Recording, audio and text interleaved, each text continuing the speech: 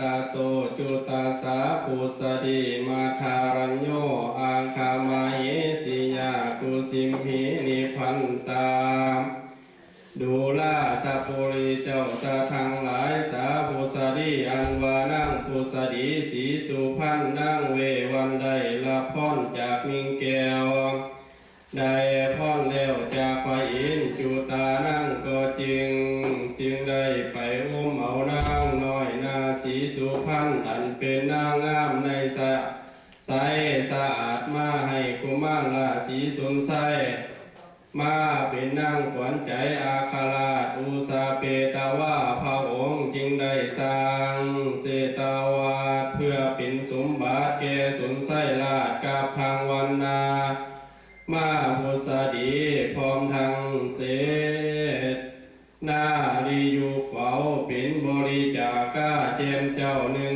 16,000เป็นที่อันใดพิเศษพุสดีเป็นเอกกับสีสุนไสในกลาบัดนี้แลนาวตังได้ขาดเขื่อนเลื่อนลงมาจากสวรรค์สันฟ้าตาวาติงสานิพันตีได้ลงมาเกิดใน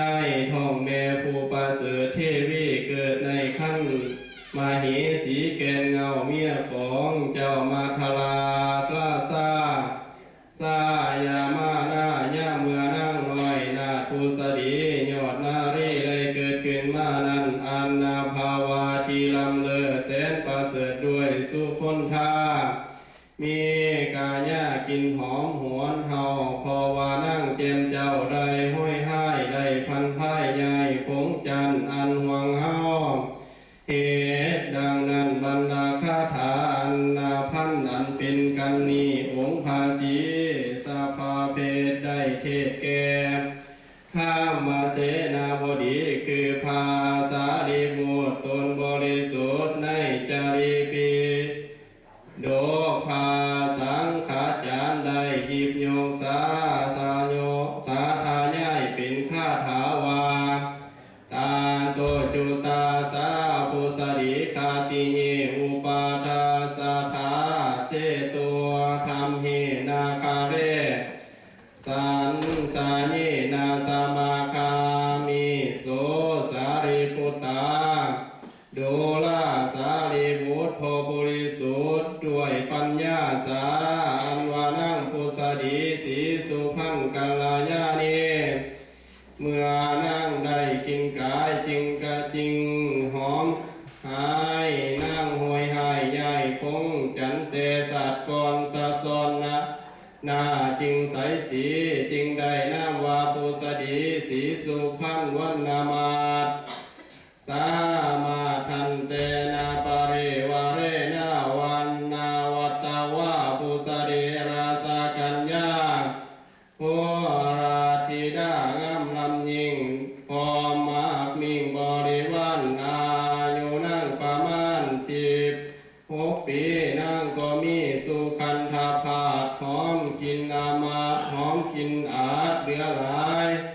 อ่านทานั่งสีวีมหาราชาในกาลาเมื่อย่ำนั้นบรรพญาสีวิลาน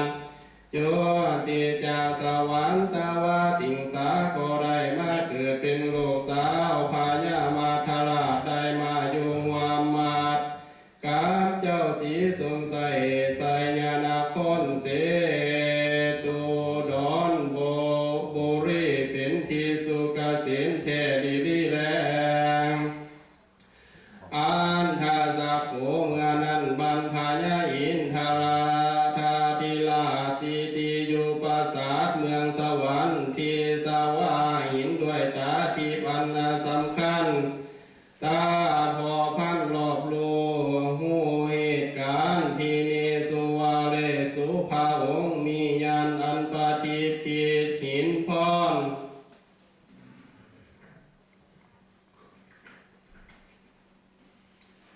ทั้ง10 ประการที่เคยประทานให้แก่นางมิงเหงาเคยสัญญาแก่เจ้าราเทวีนาวังวาราพรของนางโพสดีเหลืออยู่9 เอโกพุตาวาโรอันวาพรที่1นางขอ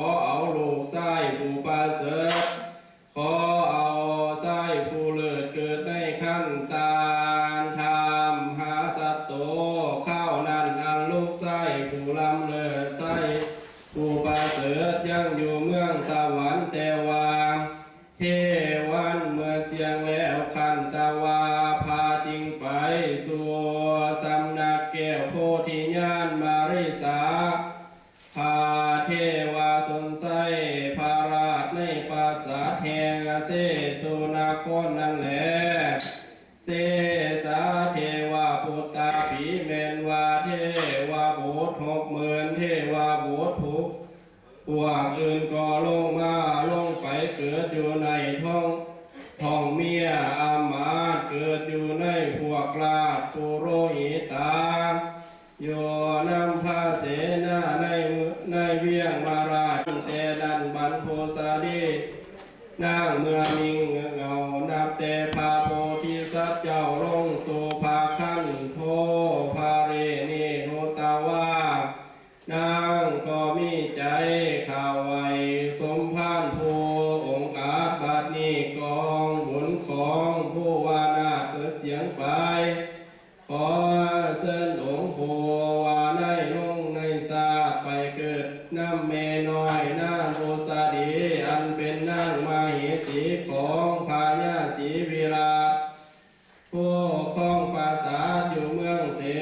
ตุดรเป็นเจ้าของนครมีอำนาจขอเชิญเทวาราชจงลงไปเที่ยวเดินมาหาสันโตเมื่อนั้นบรรณเทวบุตรเจ้าก็รับเอาพ่อพระอินทร์สาวาสาธุสาธุดีแล้วแลเจ้าขาอีกโบสาหันษาซึ่งบางอยากจะบริจาคของท่านบ่ขาดกาลเปตาวาพานางก็จริงที่สลาตกแต่งห้องท่านตามสถานปานามี6 แห่งแบ่งไปที่ประตูเวียงทั้ง4 ด้านตั้งไว้ยานกลางกรุงเสตุดรแห่งหนึ่งตั้งไว้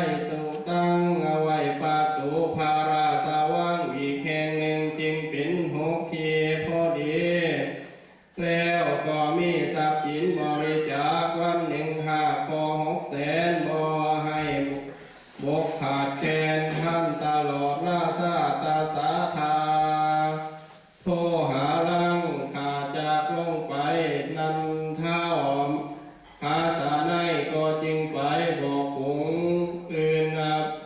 มีประมาณ60,000เป็นบริวารในภาวะการเสด็จเคลื่อนขาดแต่นั้นองค์อินทราทีราชก็เข้าสู่ปราสาทวิสัยยนต์อันเป็นที่สถิตแห่งตนก่อนแล้วมหาสัตโตจาวิตาวาแต่นั้นบรรพาโพธิสัตว์เจ้าก็เลยเราจุติจากวิมานเสด็จจากสถานที่พระอานลงสู่ท้องน้อยอาณาพุสดีอันเป็นสุตาวาเมื่อนั้นบรรพญาสนไส้ที่ลาดได้ยินข่าวนั่งนาฏกาทำท่านหูว่าเป็นการเกิดประหลาด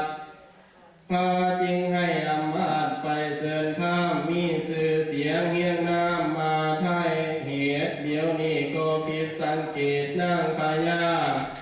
นางปาธานาเตท่านทอดบริจาคทอดวันละ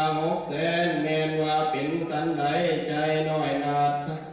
สางว่าได้ประมาทมีแต่ท่านนิจาตาโตแต่นั้นบันหมอพามทิ้งท้ายว่าตามด้วยความสัตย์ซื่อพันเตข่าวไว้มหาราชด้วยธรรมศาสตร์โพธิสัตว์ผู้ที่มาอุบัติในขั้นเมเจ้าผู้มาเข้าปาฏิสนธิในขั้นมีความกาสันอยากท่านบ่ขาดบ่ผู้นั้นเป็นเสื้อผ้าบาทนอโพธิญาณพาเทวีจึงอยากให้ท่านบ่หูอิ่มก็ข้าแลต่างสุตาวาราชาเมื่อนั้นบรรพาราชาสนไส้ก็จริงพ่อพาไทยส้มซื่นบ่ตกตื่นตามพาไทยตามแต่อันทายามิงเหงาตามทั่วประเท ศเขเสตาดอนปาทางรถเหียบขั้นยางสะอาดนางก็นางรถออกไปประพาสไปส้มเพิ่นส้มเพิดเผินจือเจริญพาไข่ไปประพาสสาราทีพาน้อยนาทุสดีออกไปทางวิธีสวนป่าก็หักอยู่ก็หักดูสง่าสดใสแล้วจึงไปถึงซุ้มพังพ่อข้าที่เป็นเพนสง่าเหลือหลายนั่งก็เลยกาหายอ่อนลาไปถึงซุ้มพังพ่อข้าเกิดอ่อนแห้งลมกำมาสาวานแห้งเลยปวดท้องปวดอามาเจ้ากาทำท่านนั่นแหละ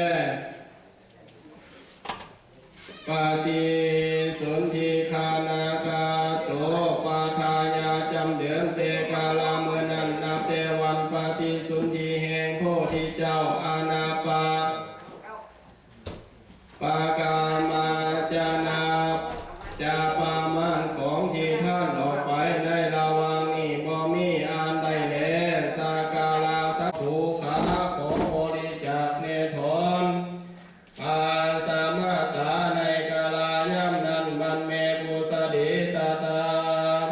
ดูลาเจ้าน้องเย้าลูกแม่ก็มีอยู่บ้างนะข้างเจ้าจงท่านนั้นเดินสาปุสดิอวาจิกับลูกแก้วก็ตั้งไว้ยังคำพันหนึ่งให้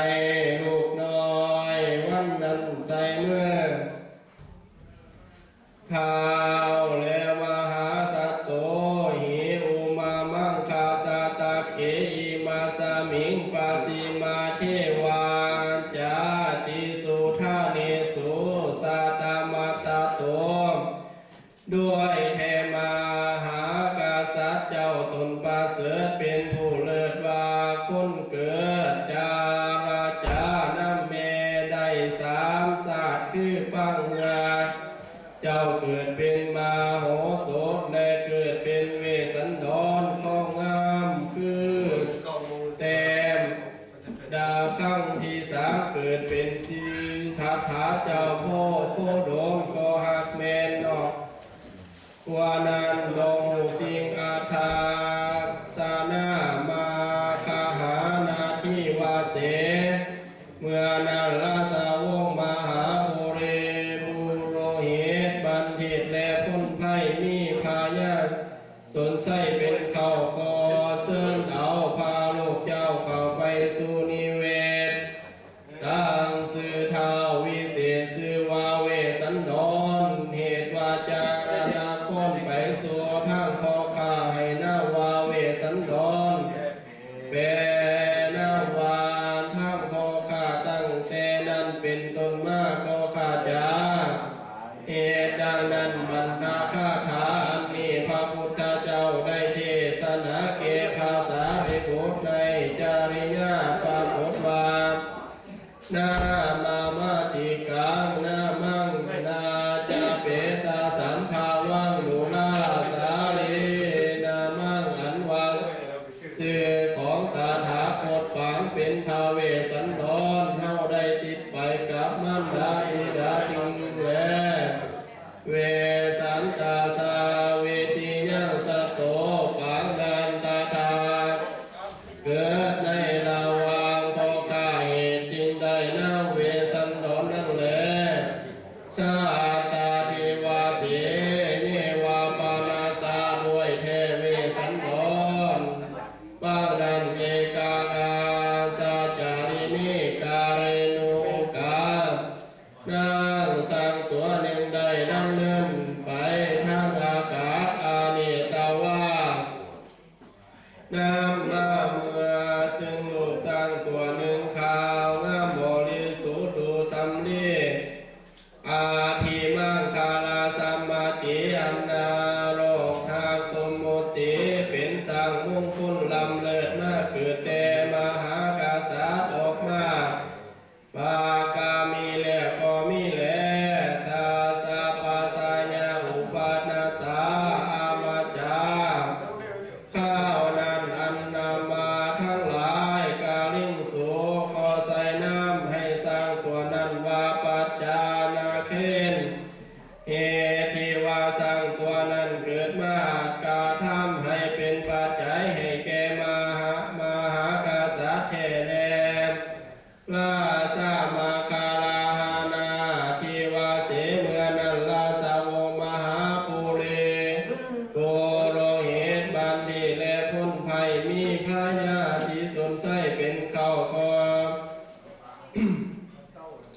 อันว่าพายาบรมสีสนไสอุปาทาเป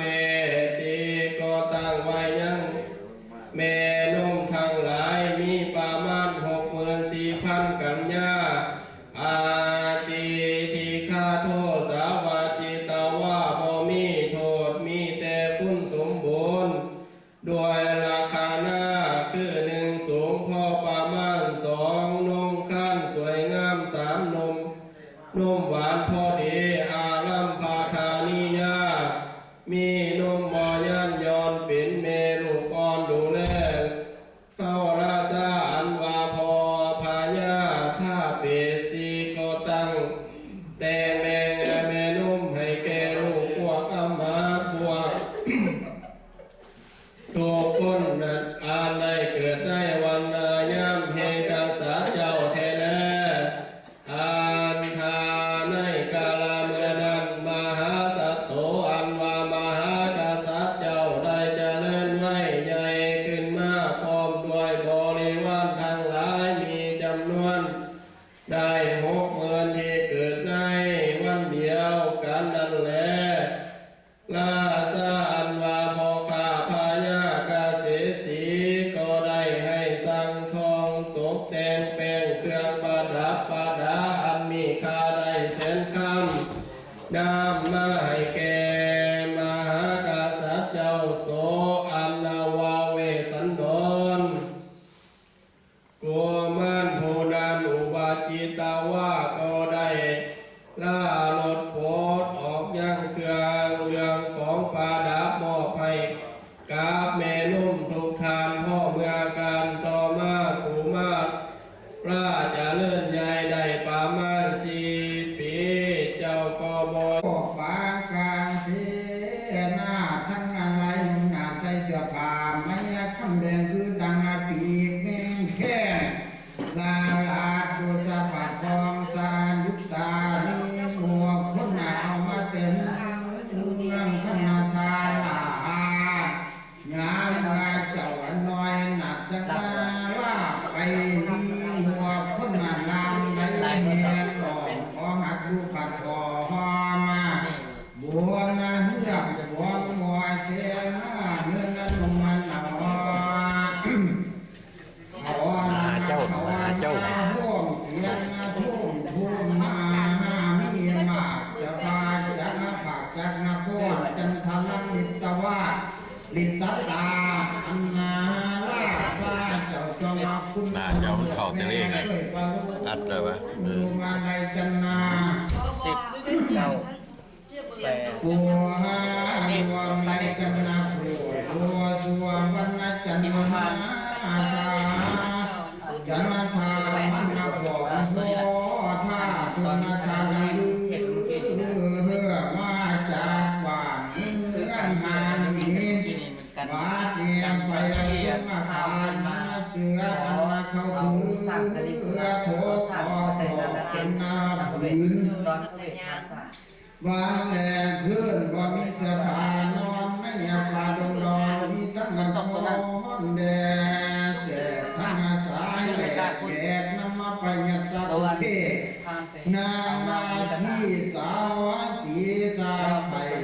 บ่เคยเขาป้าใหม่เดินสมาจรเหนือจะออกมันทุกมันพวกสมานั่นก็ทุกงานก่อนได้ลำบากยามเกิดมาทุกสะไผ่ขวัญตามาเทียนนั่งน้ำมาคอย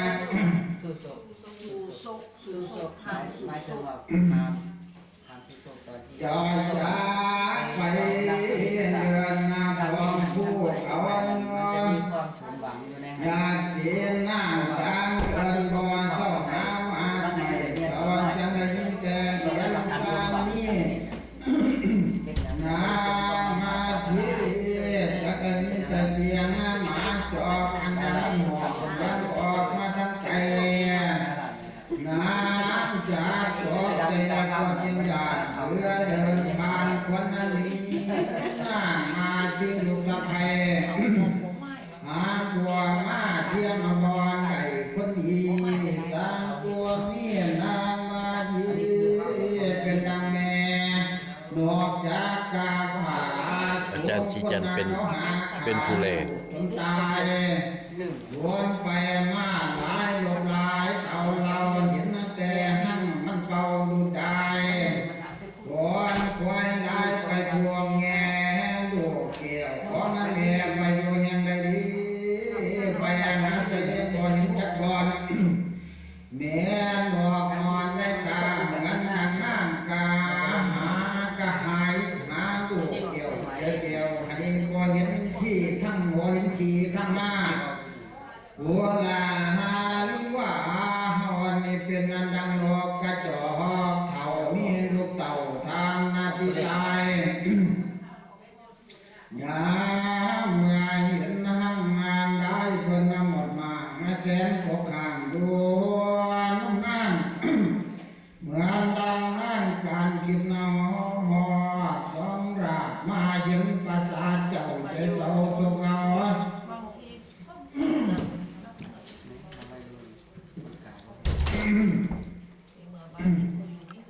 เธอบอกเนาะหัวลายเมียว่าห้องเย็บเป็นดังนกกระจอกคนนำมาตอกไปหั่นเพ่เสกไปมาให้หั่นเฝ้าหมอนขึ้นนำมาลายเราดูผู้พาปีนนะไปมาจุกแง่ห้องว่าอยู่เกี่ยวเมียไปอยู่คนใดดีรอยินใส่จักแข่งนะแม่นกแดงกันจะตายแม่นกแบกแบกยามแดงกันจะตายห้องเองเป็นแม่นกจักกระผากตัวทุกอย่างก่อนนะบทอาหารนะนี่แต่ส่วนนาเสียนาเดียไปตำนำไปทุกทางนั้นอยากต้องมาคนเดียวต้องมาคิดถึงแม่หัวสอกเสียหน้าถึงว่าทุกคำเศร้าโศกเสียใจเอวันเมียเวลาปฏิญาณมาเฮาห้องหันให้ใจใจเวียนยัวไปมาอันว่าคุณเขาผู้มาผู้บาปหมายหัวใจหายครับลูกชายเฮาออกเมืองขอเป็นคำเขียนเครื่องของเจ้าข้าสิเวียดขาไว้มันมาพีบุแลเอสันหลักละพัดตันเศร้าเมืองฟังเสียงของไอ้น้ำเทพไทยให้หอมดีท่วงสาพันตานางเมืองของเรา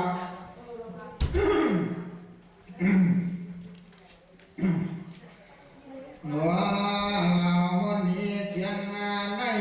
ที่กองกระถือผ้าหาย่อเมื่อถือตีอกตีท่วงตกใจเอามีอาลุมสีดิกันญาณนางหัวกระตมตามตนแม่ข้างข้างเขียนแพ้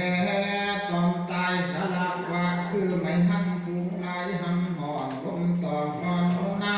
ำว่าอยู่ตัวลมแห้งไหลหนาวสวัสดิ์พัด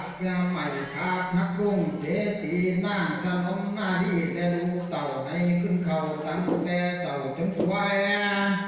พาเวียทอดตนหน้าตาให้อานาดนอนอยู่กลางภาษาคุณวันวัดทานเนมิคุณนาทวงอาถรรพ์ของผาขอผาสูจงให้ยาสาท่านใดสุราคนสนใจอยากกินนาอย่า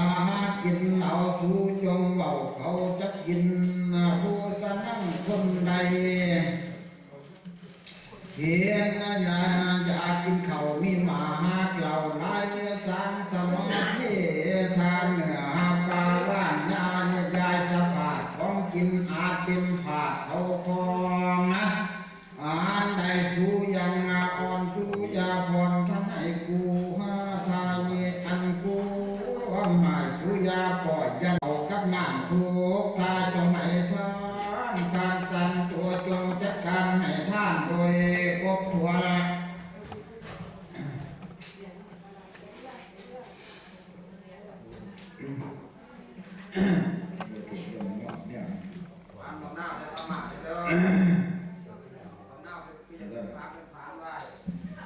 ข้อปัญหาเขาอันใดช่วยอยาก พรสุยาพรท่านให้บูชหาทาเยอันความหมายสุยาปล่อยยาดาทักเปตีเขากับน้ำถูกท่า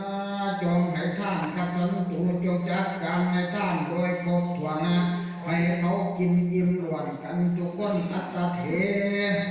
โอวันละหนกันทุกทีเกิดกองงานมีอยู่ในกองมีอยู่ในเมือง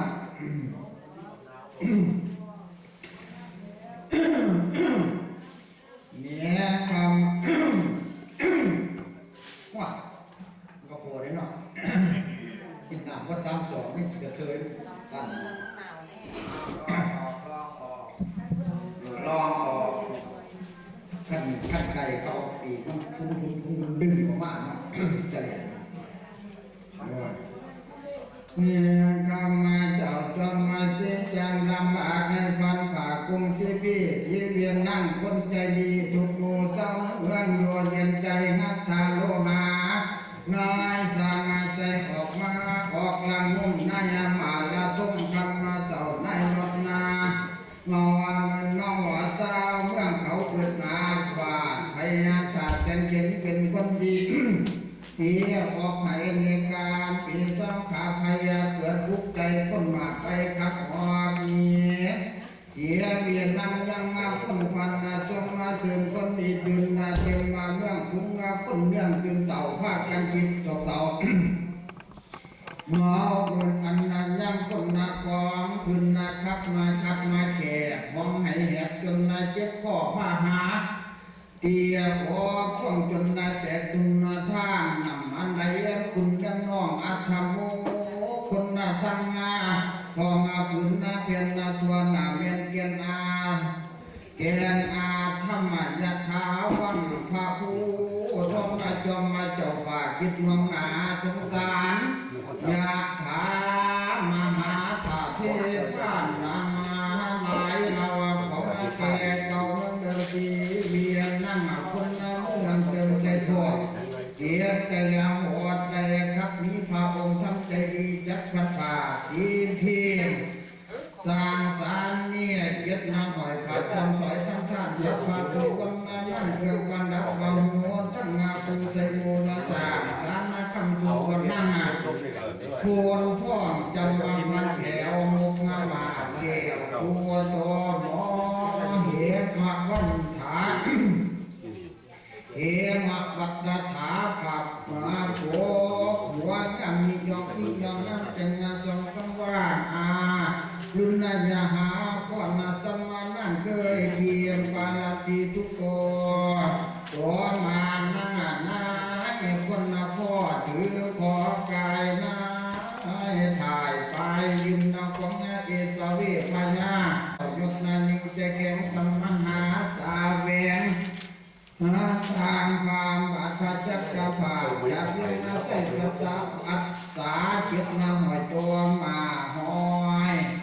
มาอาจเจ้าปายาโอ้ยท่านมนาสัมมาสามเสนาราชเกินงาผาเพขมาอาสาเนียยามาตัวนี้มาเคือมานิกามาจนนาสามอาสนัยเมื่อขับไปเป็นนาฟองพระเจ้าทองถึงอินนาอาลุนายาหาได้เกียงดินอากาศมาผาพวงหลักขึ้นนาเพร่ไล่อา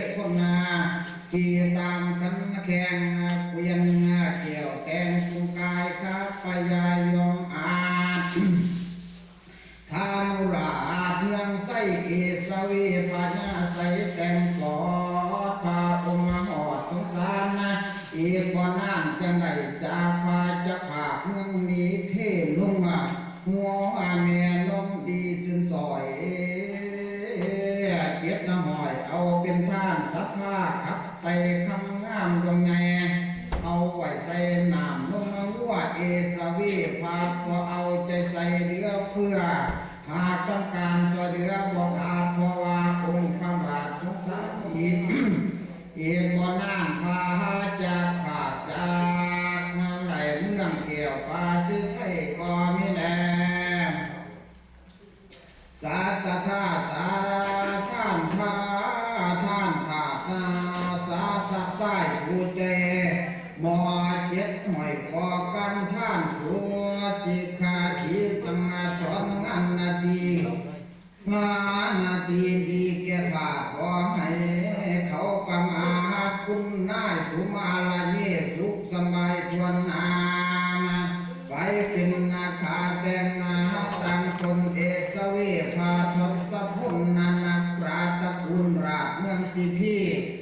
สามาหาพระองค์ว่าจะมีบ่อยู่ว่าจะใหญ่ไปสู่ไพนามัตนาทีอัศสา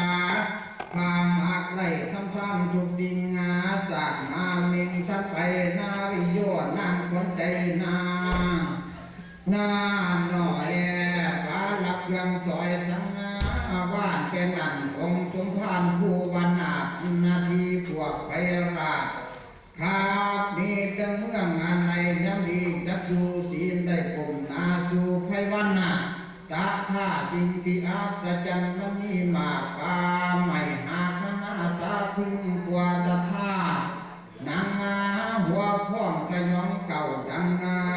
ขึ้นเข่าฮอดเมืองพรหมคอยปนมนั่งกับไปถวยเทียบไทยนมัสการองค์สมภารพายอดฝ่าตั้งตอนอานีพลาอามันตาภาราสายนนาถวงพระบอ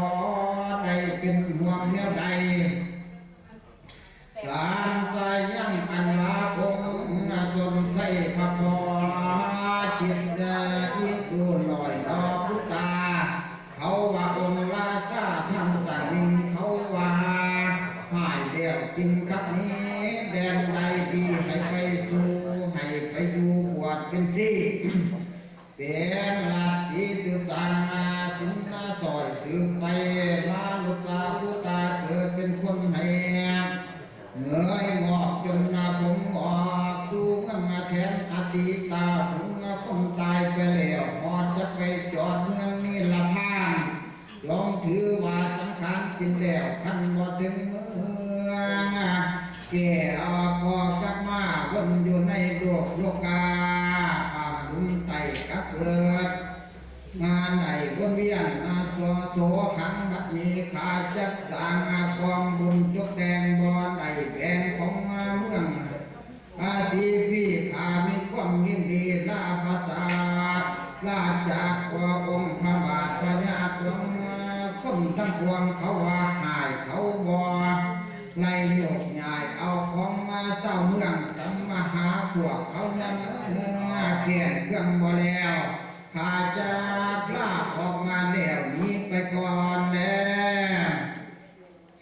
ตามมาทั้งประกาศสิ้นตัวศรัทธาอาหาภาษาสนาสำแดงอาตธรรมอนันต์ให้ปรากฏจริงกล่าวเป็นรถคาถาว่าอัคคตังปตัญจาดังนี้เป็นเขาพิกาวีดัวลา ฟังบทสอนสำนวนก่อนสุนทรเทศนาวันนาประเวทต่อเรื่องนิทานและเทศนากล่าวถึงองค์พันฟ้าภรยาเวสสันดรพร้อมบังอ่อนมาเหสีแห่งวัดที่เมียแก้วกับทั้งโบสถ์ตาลากสัตตาภักไทยจากเวียงไสสู่ดาวเข้าแขนเมื่อแขนถือขับนี้จากแขนเนรเทศไก่ตาอนิจจาชีวิตลูกพญาจอมฟ้าคิดแล้วสงสารนากสัตตาผู้ตกยากสาบได้พอทุกงอนสิจรได้ดอกสำใด ตอแต่นี้ก็สิได้เดือนตินเป้าธรรมดาพระก็จะดมน้ำมิ่งมาที่สีฟ้าโอดสะเอาเดือลากันหาเจ้าอยากเกียอุ้งสาลีนอนยาพระวันอายสิซอยเอาจางแม่นอ้อมเบากับทั้งเราเดินทางห่างจากสีที่มากับผ่านเคยมีบ้านหลายสถานพนาไม่แนวไปโขกป่าอุ้มพญาดวงดำหลายมองบ่ทองเที่ยวทุกที่พร้อมไผก็พอคอยถามมาจากความงามดำเขาก็เราเลยละยายเห็นคนฉันจนไผ่เข้มไฟกะทำไทยเขาสิเข้าป่าไม่ประสงค์สั่งสวนสิวิน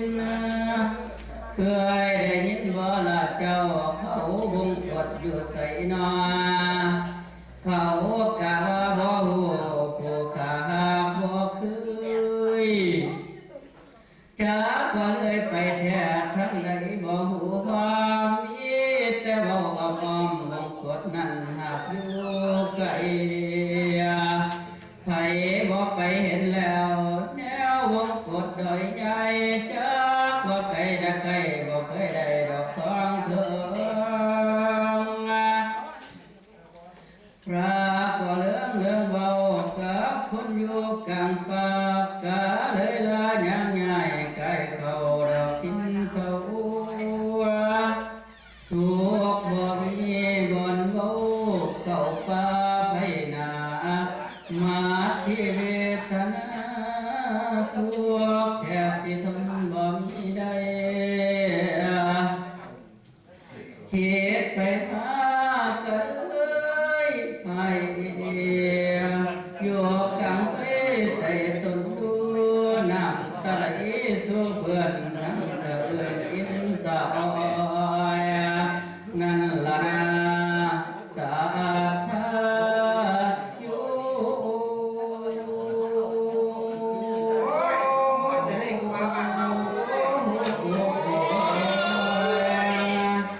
พางเราโลกน้อยอ่อนยันพระไพนาเวทนาคำเดี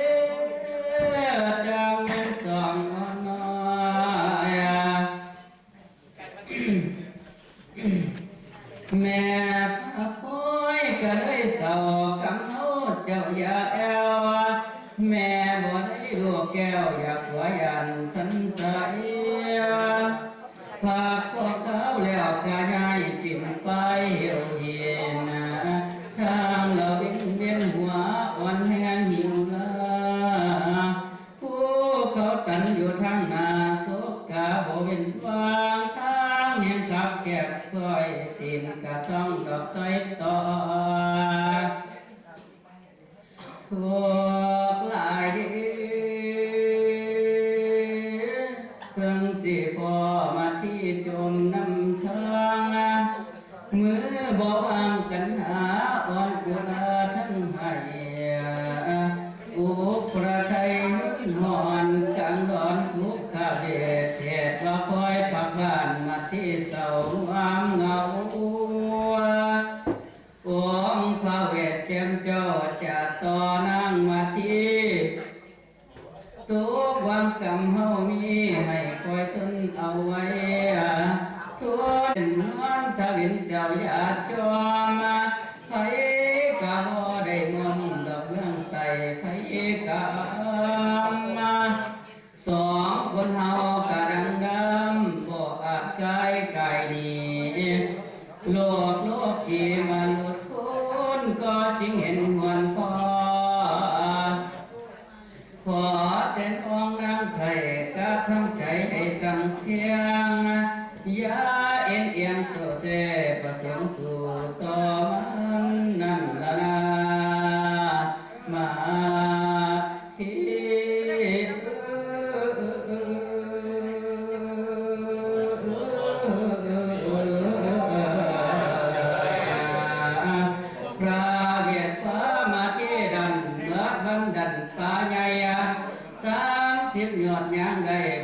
หยอดอกซอยทา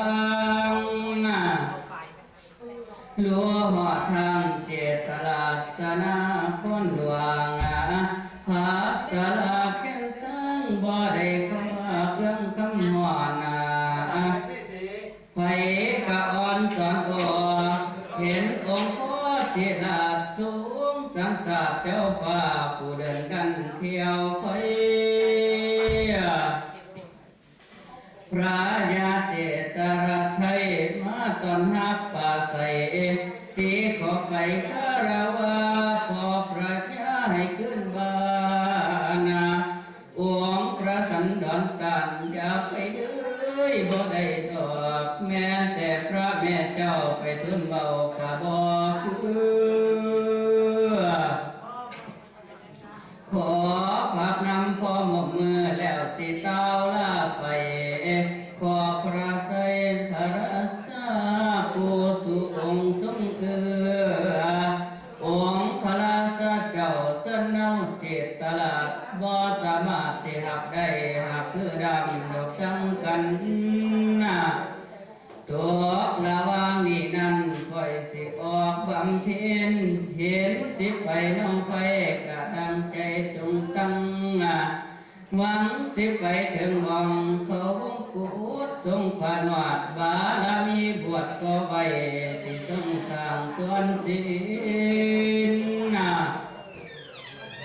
พาญาเจตระสินหายห่วงบ่โศกาตามพระไทยราชาพระเวทองค์วันเสือเมื่อไม่มากะคุณเกือบริกรรมน้ำซองหอดประดองยานเยือนทั้งเขาสู่เขาทางนั้นเป็นป้องเขาเขตด้านวงโกดต่างนายพันเจตบทคอยระวังหลังอย่าให้มีคนเขาให้เขาไปบังเบียดเบีนแต่ราชทูตเจ้าองค์เอาพระญาเสด็จพระราชเจ้าฟ้าพอกะสังขึ้นบังยังแต่สันดอนพระพรหมที่สีฟ้ากาทั้งบทตาลาสองราศีออกยางทางแห่งขับแก่นด้วยเป็นหน่วยหอมฟ้าสีกษัตริย์เจ้าฟ้ากะเข้าป่าเดินจรอ่อนสนนำเสียงนกบางสะนีหอยห้องมังคงเป็นเหวไว้เฮาหินห้อยตาเดียดาดมูไม่ไผกวางดอกเฮือนหอมาจังว่าหอยมูไม่มุ่งมืดบังตาพระองค์พระเมียควันคำสองกุมารดันอาสาจันเข้านี่เป็นนี้ได้หมกป่าทางผู้ผานนก้อนหินสอนวันที่เดิมมังบอนเยินอ่อมใจเฮาเห็นพากันเป็นวินเวียนเหนื่อยกะใจล้มตองล้างเธอตกถึงห้องนาทีท่านลมเมือนพากันหาบอนเตือนเป็นทางดอกแกงสูนพ้นจากนำกับเขาป่าไผ่นาสากุณาแนวนอกต่างประสานเสียงห้องนอกเขาโซนอกเขาท้องสันเกี่ยวเดียวได้อยู่ไปดูจูฮุกโกเหียบสู้ขันสู้สู้ก็ตักตอกก็กะท่าตอกประสานเสียงหลายสำเนียงแนวนอกกะโดดหวนมันกองนกกะเอาวนมองเป็นทั้งน้องสลับเปีมวนอีดีพี่น้องวัดนั้นมองความกันนั่นละนะสาธาโย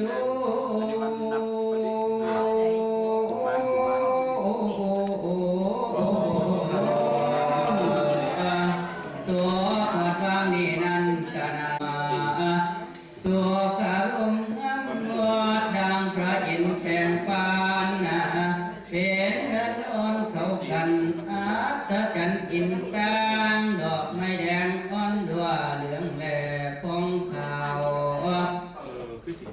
ความขวบค่อยเป็นสะดอกบัวหลวงเมื่อทั้งปวงงามงดเลิศวิไลใจซื้อนะมายืนถึงนอนพี่มัดที่เอ้ยให้เยี่ยมพอจ้างเว้นน้ำกระดอเที่ยวใหม่ให้พระอินทร์นะการเดินทางนับว่าสิ้นสิพายุอาศัย